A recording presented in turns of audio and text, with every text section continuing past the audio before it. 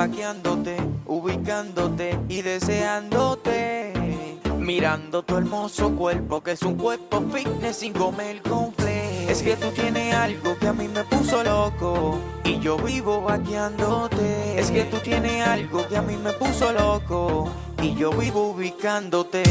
Soy fanático de tu cuerpo y de la forma en que te expresas, de tu belleza exterior, que pareces una princesa. Soy fanático de tu cuerpo y de la forma en que te expresas, de tu belleza exterior, que pareces una princesa.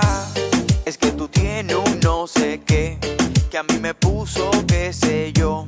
Es que tú tienes un booty que de una vez me hipnotizó.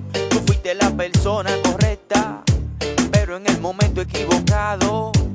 Y desde que te conocí, yo siento que quedé flechado.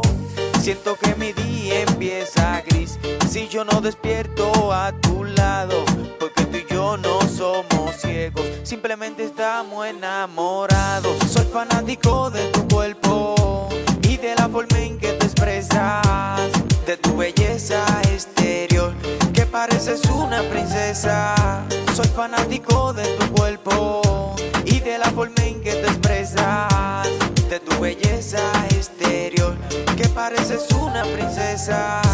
En ese momento correcto que nuestros destinos se cruzaron, aprendí que el futuro puede ser mejor que el pasado. Tú tienes un rostro, tienes un pelo, que yo idolatrando me desvelo. Cuando me manda fotos por WhatsApp, de mi celular no me despego. Yo vivo vaqueándote, ubicándote y deseándote. Mirando tu hermoso cuerpo, que es un cuerpo fitness sin comer conflé. Es que tú tienes algo que a mí me puso loco y yo vivo vaqueándote. Es que tú tienes algo que a mí me puso loco y yo vivo ubicándote.